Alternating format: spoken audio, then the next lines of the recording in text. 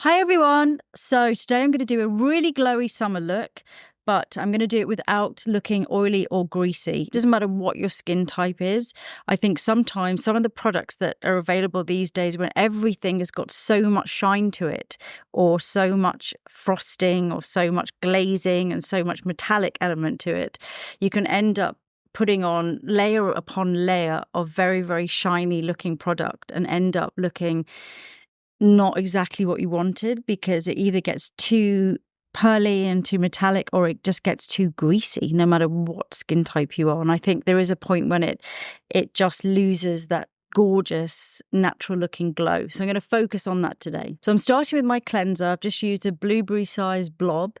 I don't have any makeup on at the moment, but I was a bit hot and sweaty, so I'm doing a bit more of a kind of replenishment cleanse, I'd say, and just plumping up my skin, just giving myself a nice massage. And to be honest, you don't need to have any amazing techniques for this. Just do what feels good. I'm just going to drain a little bit around my eyes, do a little bit of pressure around there. So now I'm going to leave this on for about 5 minutes, plenty on my lips, just so that my lips get a really nice lip mask as well. Okay, so I'm just going to remove this now. This will also be a nice exfoliator in a very soft and gentle way. I'm going to use the exfoliating, the slightly more rough side, just to take off any little bits of dry skin on my lips. So next thing I'm going to do in my routine, and this is really inspired by you, because I know that everyone who watches my videos knows that I've been using religiously the NuFace for several years now, and I really, really like it. And lots of the comments recently have been, have you tried the zip yet? So I have actually got myself a zip now, and this is the conductor, and I'm going to start using it now. So I've already used it a couple of times. I haven't done in-depth research yet because I want to have my own point of view about whether I like it or not. And I think a lot of you are asking, do you prefer it? If you've tried it, do you prefer it to NuFace? So I have to say the jury's out on that at the moment, but I absolutely will get back to you. And this is just a really nice thing to do as part of your, I mean, obviously you don't have time for this, doing a massage and then this every day, but I'm just showing you like the maximum version of a really good routine if you are going for that extra glowing skin. It's actually really nice to use this one, maybe because it's flatter to the face. Doesn't feel as strong as the NuFace, but I'm not going to give my opinion on it yet. So next thing I'm going to do is use my mist.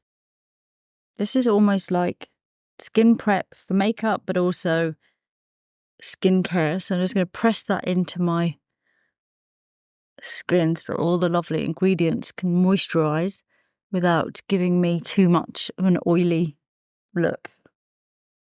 My neck as well. Next thing I'm going to do is use moisturizer, and this is really where it depends on your skin type. So for example, I often go straight from mist to my SPF because my skin otherwise this time of year gets too shiny. If I do use moisturizer, I use something really, really light, like this one by Beauty Pie, which is a very, very light gel. So it doesn't overload the skin, it doesn't make it too shiny. It feels nicely moisturized, but it doesn't have any greasy residue. So it really will depend at this point from now on how greasy almost you want to get, how shiny you want to get before you actually start adding makeup. And for me, it's not, I don't need to be too shiny. I'd rather add my shine and my glow with makeup. So I'd rather use highlighters, and it's definitely all about as well where the shine is. So it's not going to be nice for me, for example, most people to have a very shiny chin and be very shiny here.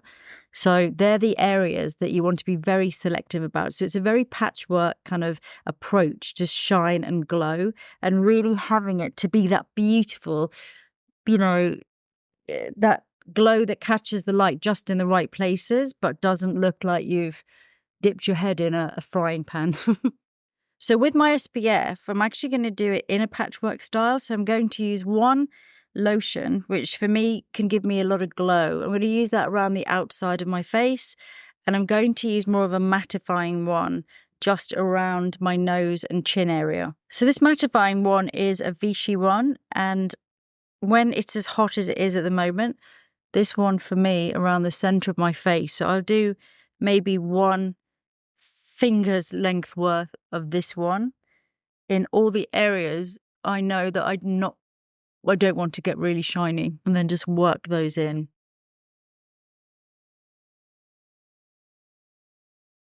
So I'm just working this really well into the skin. Because it's slightly more mattifying, even when I use my tint or a glossy face product on top, it's not going to emphasize my pores because this base is going to be a little bit more mattifying than had I just used a really glowy SPF all over. I also want the makeup to last, and layer upon layer of shine is all very nice for an editorial shoot, but in real life, it often doesn't really last very well. While that's starting to set, I'm going to use the ultraviolet, and this one is for the rest of my face and my neck and my chest area. So I'm just applying that one all around the periphery of my face, so all around the outside, anywhere that I don't want to have more of a matte finish. Also doing my neck, and don't forget the backs of your hands. Never forget the backs of your hands and the rest of your body, obviously. But if just your hands are showing, then your neck, don't forget them. So now on to glow. I'm going to use my elevated glow in in quite large areas with thin layers at the moment. And then I'm going to come back in and be more precise with them later. So this is where we're going to get all that nice glow in areas where we kind of want attractive glow. And of course you can use any brand, but I would say use something that's not too metallic-y, but also not completely a balm, like a oily balm. Unless you've got very, very dry skin, because you want something that sets a little bit and will work all day and keep that really nice level of shine. And I used to have a favourite liquid highlighter that a lot of you from the early days will remember. And my only problem with that one was that I loved it when it first went on. I loved it for editorials. But after about an hour, a lot of the pearl would migrate. So it just was a moving feast in a way. And it was always ending up in all the fine lines around either my eyes or my client's eyes or in the large pores. So I always had a fantasy to develop one which slightly sets, and then the pearls do not move once they're set. And this is it. So it takes about 3 minutes to set. It slightly smooths and tightens the skin at that point. And you know that wherever those pearls are when this sets, they will stay there. So it's not going to start gathering in these fine lines. I'm also going to do a tiny little bit on my eyelids as well. Really thin layer so that can set too. I've actually got a couple of fake eyelashes on that I'm testing out for work actually, so for a shoot. So I'm going to have to just work around those because I need to give them a full day to test them with the glue as well. So that's our first layer of highlight. And I think with that first layer, just keep it really thin. You can always add more with highlighter. Whereas once it's just too much, you can't. And you want those thin layers. If you want to use a brush rather than fingers, go ahead. Just really buff those edges and make sure it's really blended into the skin, because you want it to be part of the skin so that when it catches the light, it really does give that illusion of glow rather than anything that's sitting on top of the skin. Next thing I'm going to use is tint. You can use any kind of a light base product here. I'm going to put a thin layer pretty much all over. Maybe I'll just leave this area because I feel like that's kind of as I'd like it anyway. This is a new shade for me. It's 6.5. When I have the one and only sample of it, so everyone's freaking out. I just can't lose this. But this is going to be coming soon. It's just a really nice neutral golden that sits in between shade 6 and shade 8, so it's more in that neutral golden world. So just keeping it really in synergy with the skin. So if you're using foundation here, just keep it as a thin foundation, really blend it, blend all those edges. Don't want to see where it starts or where it ends. And really all we're going for here is to even out the skin tone, so we don't need loads. I almost want, at the end of this tint, the skin to look like it's just my skin, but a little bit glowier. I'm also going to put a dot of the skin tint underneath my eyes, just to keep it really nice and lightweight. I can always add a touch more concealer in a second once that's settled in.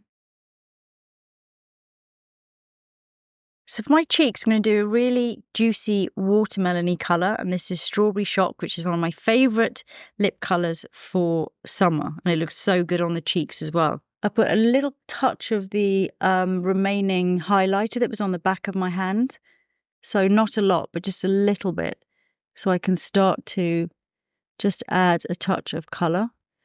And I'm just going to go quite close to the eye and really high for this one. And then just completely blend those edges in.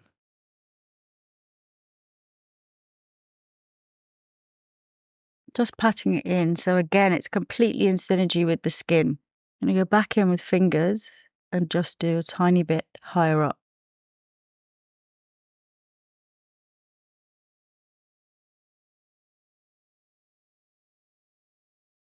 Any little pinpoint concealing I'm going to do at the end.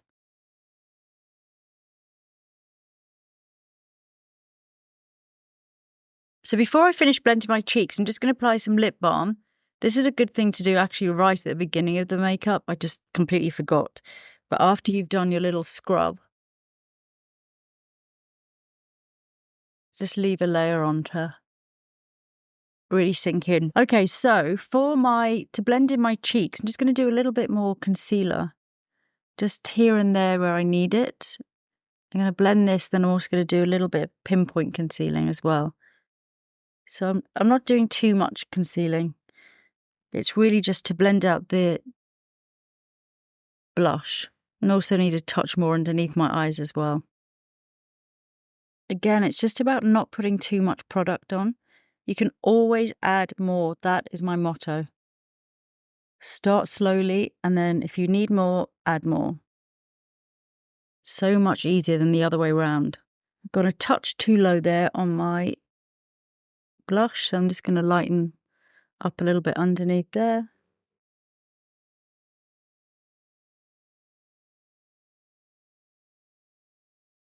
So before I go on to powder, I'm just going to add a little bit of pinpoint concealer here and there.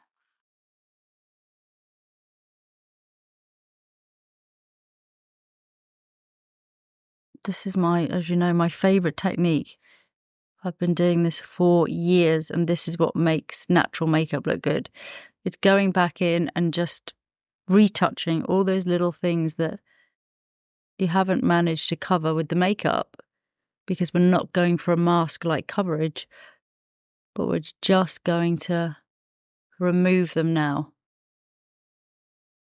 Leaving all the natural texture, and then just selectively, like I've got a little bit of sun damage there. I don't want to take all of it away because some of it looks quite nice and, I mean, looks natural. But I'm just knocking some of it back. So it is about selective removal. Do a little bit of extra in there.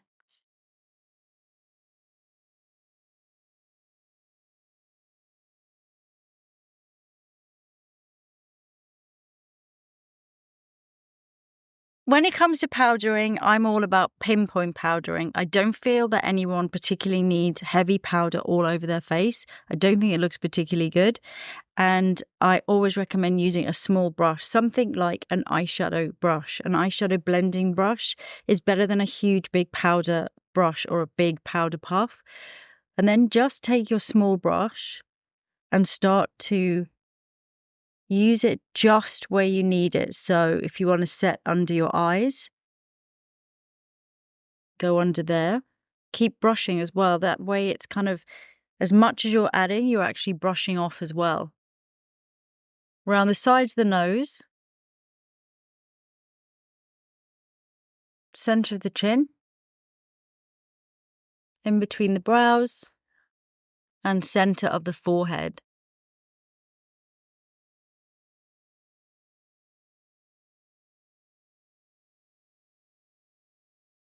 Then just build up from there. So if you do want more of a matte look, you can still use your small brush just to gently set the makeup without it ever building up or becoming cakey.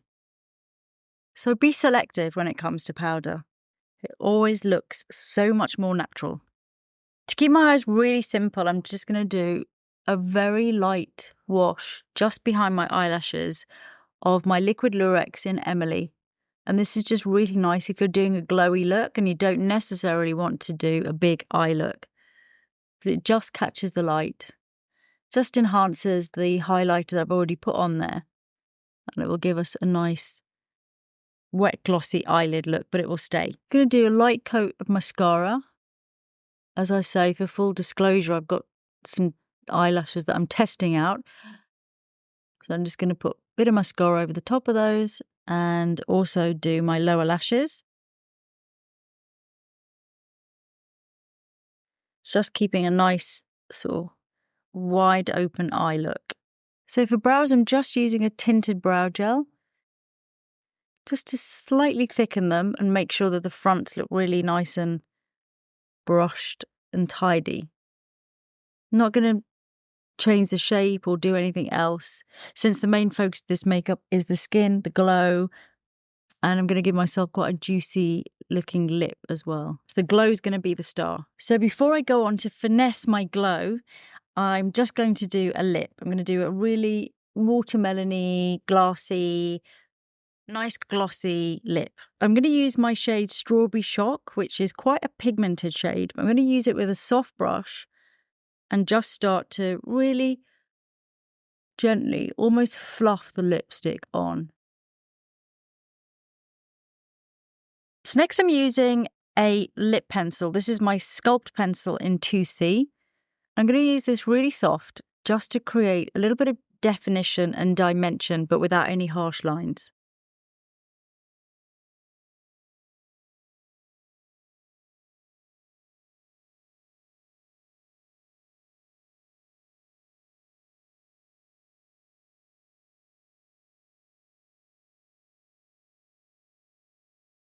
On my lower lip, I'm going to slightly overdraw just by smiling ever so slightly with my lips together. I'm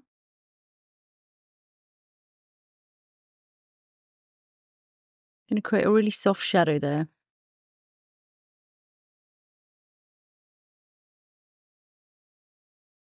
And blend really well. Taking the same brush all around the edge just to soften.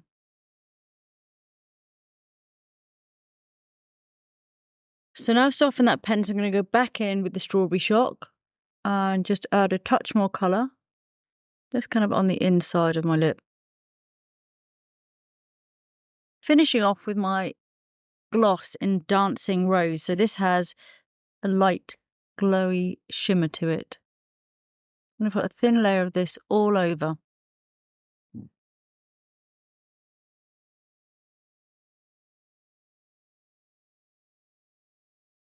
So the final step in this look, which will increase the glow but won't enhance any grease, is to go back in with highlighter. You could do this with a powder now right at the end. I'm going to go back in with my Elevated Glow. But I'm going to use a tiny brush. So this is an eye brush for blending eyeliner, something sort of this size. And what I like to do is pinpoint highlight. So we've already got a highlight diffused all within this area. But now we're going to just pick out little areas.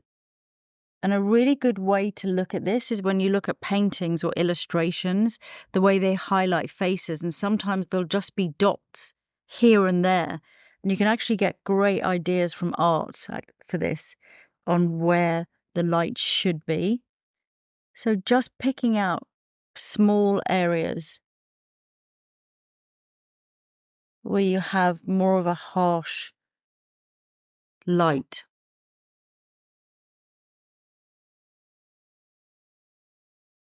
Could just be the side, just on one side even here, which looks very natural, just across the top there. Definitely the high point of the cheekbones is really, really good. A little bit maybe on the center, just above, maybe a little bit underneath, just catching the light there. Just being very selective. It just means that instead of just diffuse, you get little hot spots of intense highlighter, where the glow is just a little bit more pronounced. So that's the finished look. It is definitely a very glowing look, but hopefully without the grease. And this look will last throughout the day. It's boiling hot here today, but I know that my face is not going to look like an oil slick within an hour. And the nice addition of the watermelon jelly lip too, which I think looks really lovely.